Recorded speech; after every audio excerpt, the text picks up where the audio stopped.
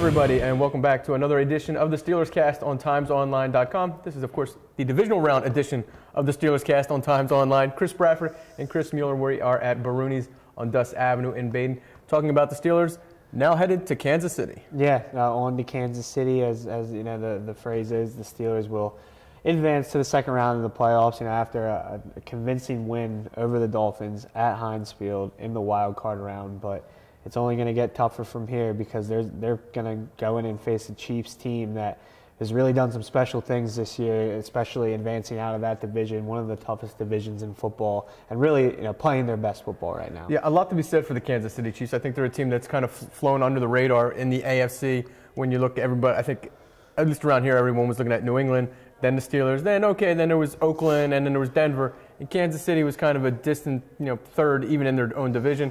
Here they are under Andy Reid. A lot of expectations for this Chiefs team. They haven't been able to win, and that's always been kind of a hallmark under Andy Reid. Certainly we know that growing up in Philadelphia, not winning the big game. Well, this isn't quite the big game, but this will get them that much closer to the big game if they beat the Steelers. It's a big game, not the big game, obviously not the AFC Championship, where Reid has fell in the NFC Championship a lot of times. But you gotta respect what they're doing, and they're winning in all three phases of the game, whether it be offense, defense, and most importantly special teams, which the Steelers haven't really done well this year under Danny Smith, which has been a concern over the season. But it comes down to Chiefs play very good defense. They have some guys in the secondary that can really cause turnovers. They have a good front seven. And then Alex Smith, the prototypical game manager, but he's an above-average game manager. He's probably the best game manager out there. Probably the best game manager out there. I'm sure he doesn't take kindly to that label, but I mean, you still got to respect him. He's a veteran guy. He's been around a lot, and he can certainly beat the Steelers if things go in their favor. Okay, before we get a little bit more into the Chiefs, we'll look back a little bit at the Steelers and their win last week against the Miami Dolphins. You talked about the Chiefs being successful in all three phases. I'm not going to say the Steelers were great in all three phases, but certainly in two, the most important two, I would say, on the offensive side and the defensive side. That was a very good team win for the Steelers. Yeah, it was. I mean, they start out on their first two offensive possessions and really just electric plays from Antonio Brown. They really kind of set the tone early, and it was just on from there. I mean, they did a lot well on both sides of the ball.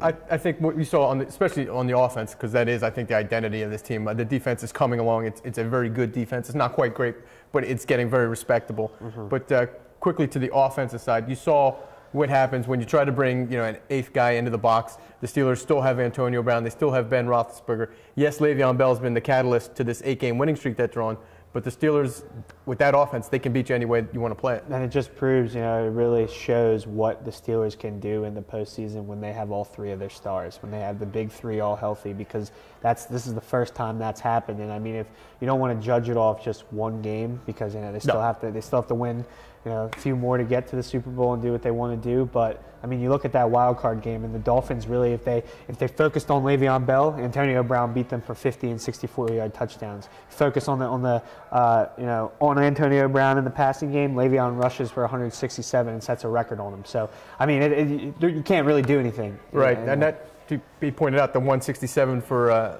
Le'Veon Bell surpasses the record by Franco Harris. That's pretty good company to keep. 1975 was the last time. I mean, I consider all the players that they've had. The Steelers have traditionally been strong at that position. Yeah, Willie Parker, Jerome Bettis. It's a feat in itself. I mean, it's a feat. It's immaculate. not the immaculate reception, but it's a great honor for someone who was playing in his first playoff game of his 4-year career. Yeah, I don't think you're going to get 167 again from Le'Veon Bell this week, but the Steelers certainly on the defensive side of the ball. You can't rule that. No, 167. That's a little high. That is a little high. But on the defensive side of the ball, I also like what we saw from the Steelers, especially from the linebacker position, outside and inside. Yeah. And I think the key was James Harrison. He turned back the clock in that game. That was I would say, probably his best game of the season. Vintage form from Harrison. He has that big forced fumble at the end of the first half that disallowed Miami from scoring a touchdown, which would have really helped them momentum-wise because they started the second half with the ball. And yeah, he played well. Bud Dupree played well. The secondary, did a lot of good things. Jarvis Landry had his yards, but he was relatively held in check. And Matt Moore, I mean, Bud Dupree introduced himself to the whole entire Dolphins team after missing Week 6, but specifically Matt Moore. Yeah, Steelers linebackers obviously did a good job. The outside linebackers coach, not such a good job after the game. A lot of talk, obviously, after that game about Joey Porter, who now is on a leave from the Steelers, isn't going to be coaching. It looks like possibly this week against the Steelers, against the Chiefs, rather. I think it was the right call to at least for now, to punish Joey Porter. But I imagine at some point he'll be back. Yeah, I mean, it just sounded from Mike Tomlin's tone that they're not going to, completely do away with Joey Porter.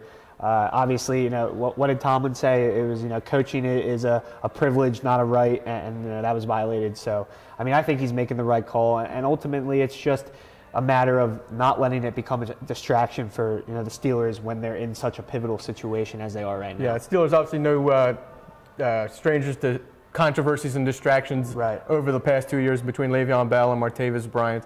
Another storyline that came out of that Miami game was the situation with Ben Roethlisberger. Tomlin kept him in the game probably a little bit longer than most people were comfortable with him being in there.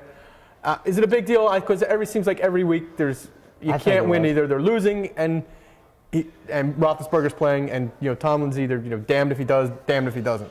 You got to find. I mean, yeah, I understand that. I see that point completely, but I mean, I don't think he should have been in there. I think they were winning, 30-6 to start the fourth quarter, and there's no point. I mean, and having especially the big three out there, I get it.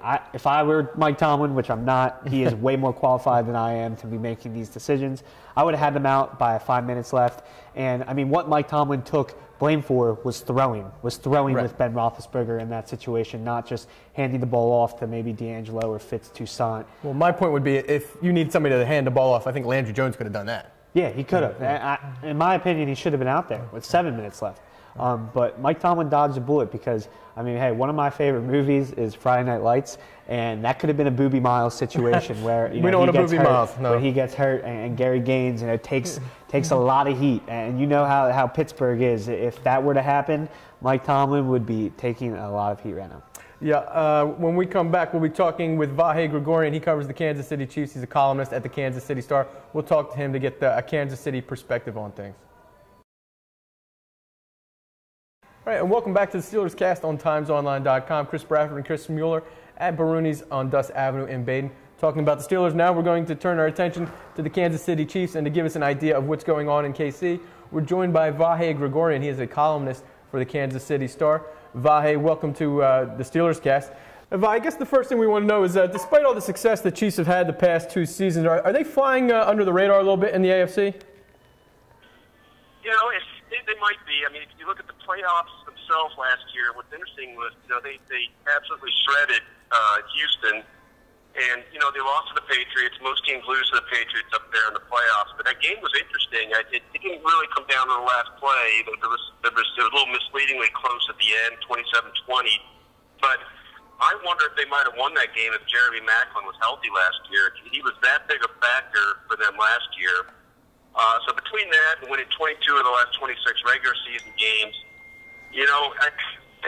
I think they're kind of an intriguing team. And of course, they're probably a little diminished going into this game because of how the Steelers blasted them when they played in October. How much does that loss weigh on the Chiefs? We haven't seen them really to talk about it since that. But I'll tell you this. I think it'll probably be kind of similar to what we heard out of the Steelers, right? Most of them will insist it has no bearing on this game, but I think you can bet that in the subconscious or even just out of the media eye that it's got to grate them.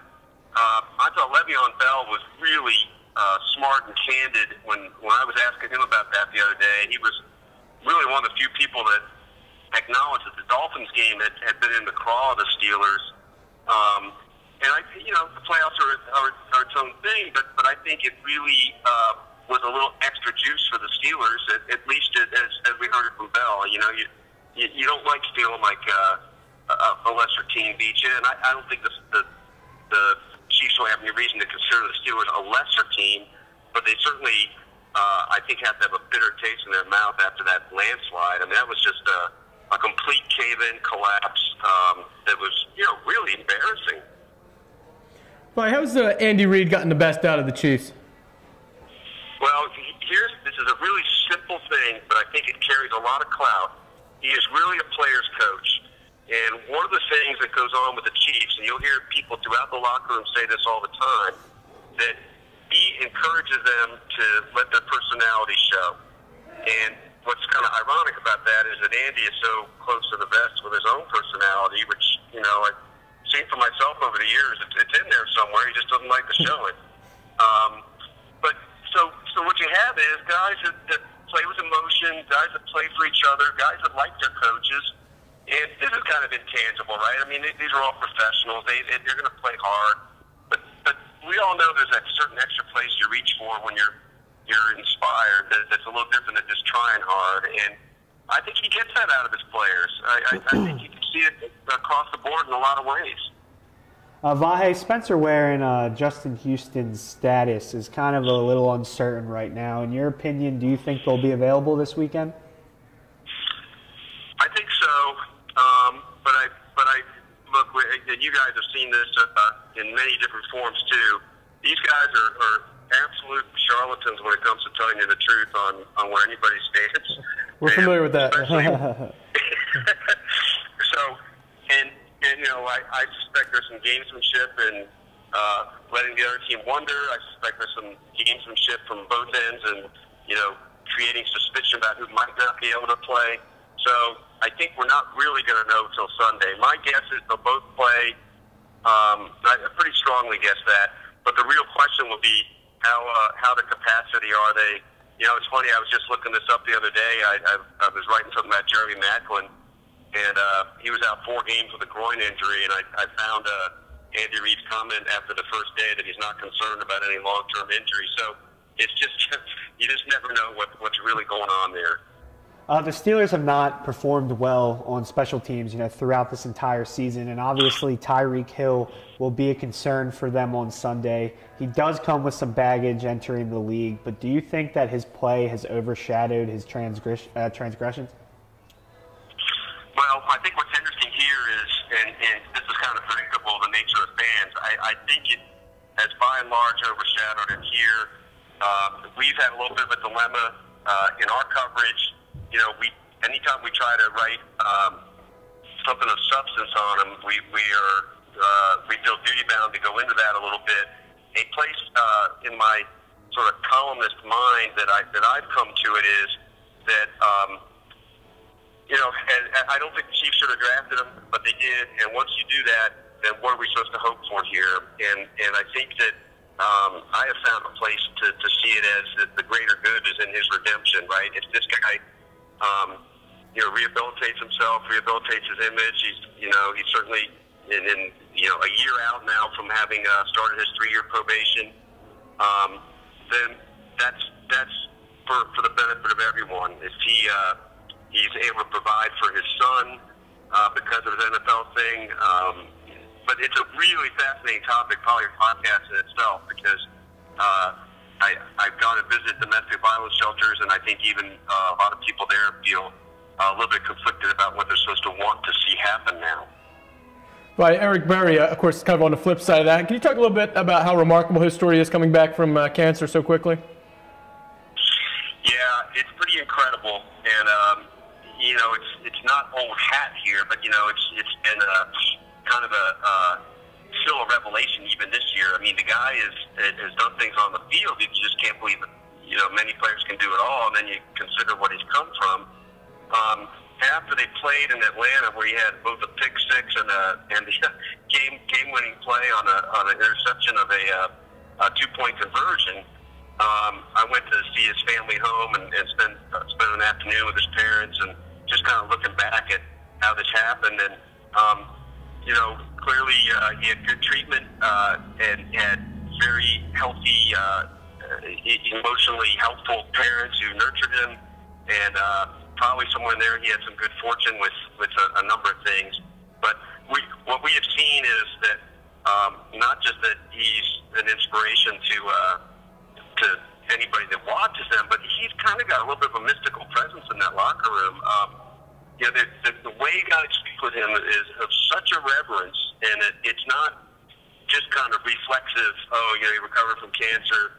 It's with a little bit of awe, and you'll see on Sunday. He'll be the guy in the middle of that huddle of the whole team right before they break to go to the locker room the last time. He's the one they're all listening to. Obviously, Arrowhead Stadium is notoriously loud. What kind of atmosphere do you expect there? What's the vibe around Kansas City this week with the Chiefs at home in the playoffs? Well, I think it'll be pretty raucous, and you know, we're gonna have a variable with the weather again. And, you know, fans here are pretty hungry. The Chiefs have not won a playoff game at Arrowhead since 1994. And in fact, in my research, and you guys may already know this, they've only won 2 home playoff games at Arrowhead ever. A lot of their playoff victories were on the road back in the glory days, and Arrowhead didn't open until 1972. So, you know, it's in that sense, you wonder if it's an overstated thing. And we've crunched the numbers a little in the past. It is a daunting environment, but it really depends on the poise and strength of the team that's playing there in terms of how much it really makes a difference. I've seen some teams get rattled and crumble a little bit there. That's not going to happen with the Steelers. I mean, now the one thing that's interesting about the Steelers, though, of course, as you guys know way better than I do, Roethlisberger's numbers are so different on the road. And I was reading some backstories done by you guys covering the team, and him talking about the difference it makes to have to go to a silent count, or you know, the different sorts of things you're forced to do when it's loud. So that will be an interesting element of this, whether, you know, Big Ben is able to communicate the way he wants to be able to play the way they want to. Hey, Vahe, before we let you go, could you make a prediction? Who do you think is going to win this weekend? I think the Chiefs, and I'm looking for something like 31-27 or you know, somewhere in the high to mid-20s. I expect it to come down to a play or two at the end. What do you guys think before you let me go? I'd like to hear that. You know, I'm on the fence here. I got to make a prediction on the next segment now, and I'm going back and forth. You know, you make the good point about the Steelers and being on the road and having to use a silent count. They really have struggled there. The teams they've beaten lately on the road are non-playoff teams, so I think that's going to make it a lot more interesting. You know, on paper, I think the Steelers should win. In practicality, I'm not so sure. Well, as they say, it's why they play the games. I'm really looking forward to this. I think it'll be a terrific game. All right, Vahe. Appreciate you taking the time. Okay, guys. We'll see you Sunday or be one way or another. Great to hear from you. Thanks for having me. Thank you. Take care. All right, well, we appreciate Vahe for taking the time to talk to us today. When we come back, we'll be giving our 3 keys to victory and also our predictions on Sunday's game. Welcome back to the Steelers Cast on TimesOnline.com. We are at Baruni's on Dust Avenue in Baden. Bradford, Chris Mueller, talking about the Steelers and their 3 keys to victory to winning at Arrowhead Stadium. I think the number 1 is going to be a better Ben Roethlisberger, as we were talking with Vahe about the Steelers' struggles on the road.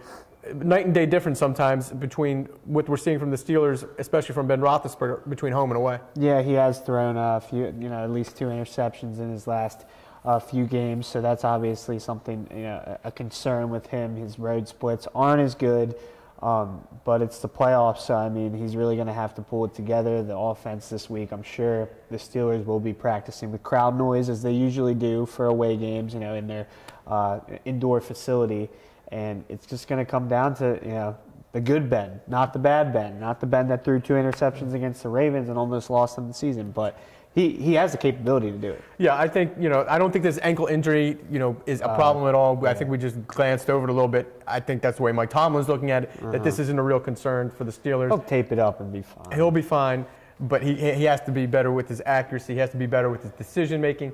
And I look at it this way: if Alex Smith is keeping you away from a AFC Championship game, there's something wrong. You shouldn't be in the conversation. So you don't deserve it. Yeah. Yeah. So I look for Ben Roethlisberger to play one of his better games, and it's not like it's all on Ben Roethlisberger. He does have Le'Veon Bell to hand the ball off to, but we'll get into that in a little bit. Also, the second key to victory is going to be containing Tyreek Hill, because I think if there is going to be a downfall for the Steelers, an obvious downfall, I think the Steelers have an advantage on defense and offense. Maybe not quite on defense, but I think it's pretty much a wash, at least statistically in terms of the rankings. But it's special teams, and with Tyreek Hill, and I almost have visions of him taking one back. No, I know. You have to really, that could change the game, because in our opinion and in Vahe's opinion, it's going to be a close one. And it could be a touchdown difference. And Tyreek Hill has shown the capability to return long kicks. He's a dynamic player on special teams. And Danny Smith, I mean, in my opinion, I think this could make or break whether he is retained for next season, because there's been talk that maybe Tomlin decides to go make a change at special teams coordinator, and I mean, we'll see. But in the good and a positive light, Sammy Coates and DHB on the outside, both available for special teams. I think the Steelers have to like that, because they've shown to make an impact on that unit. Yeah, reading between the lines, I think Tomlin is not very happy with what's going on in special teams. He points to some of the injuries, most famously, Shamarko Thomas hasn't done much as a safety. He's kind of been a bust, really, as a former fourth-round pick as a safety, but he has carved a niche for himself on special teams, but he's not going to be there. It's not a one-man show. No, on it special takes teams. all 11. Yeah. And Tyler Medikevich, big day for him. He needs a big day, especially on punt coverage, kickoff. Tyreek Hill, he can return it. And keep in mind, it's not just Tyreek Hill taking one to the house. It's also a matter of Tyreek Hill taking one to maybe the 40 or 50. The battlefield position. And then if he starts flipping the field and giving Alex Smith shorter fields to work with, I think that's going to really go into Kansas City's advantage. Yeah. So the Steelers are going to have to be a lot better in that area. And then the other thing, our third key to victory is going to be pressuring Alex Smith. This is a quarterback who we say is a game manager. So the more times he can throw the ball, I think the Steelers are going to be happy to let him try to beat him. Yeah, we saw in Week 4 the Steelers really pressured him, forced him into some mistakes. That Jarvis Jones interception on the screen pass, i.e. one of them that led to a score. Yeah, I think nothing will quiet the crowd at Arrowhead Stadium, because, as we mentioned, it's going to be loud. They've been waiting for a playoff home win for some time. So if the Steelers can get some sacks, get some splash plays on defense, that's going to quiet the crowd, and I think that's how the Steelers are going to win this game.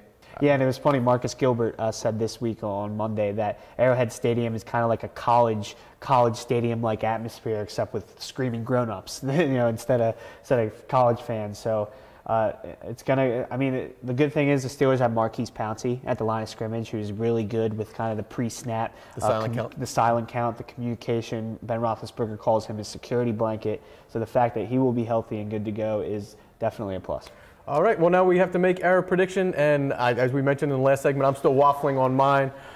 Yeah. Tough to get a feel for it, so I'll let you go first. I think I'm not a homer or anything. I would call it how I believe. I think the Steelers are going to win, but I don't think they're going to get 30 points. I don't think it's going to be a high-scoring game. I think the Chiefs' defense with Eric Berry and Marcus Peters in the secondary is too good to score 30, so I'm going to make it around a 24-17 game. I don't see Alex Smith putting a high amount of points up on the Steelers. So I'll go 24-17 Steelers, a touchdown in the second half, maybe a fourth quarter is what decides this, and Ben Roethlisberger leads the Steelers into Foxborough.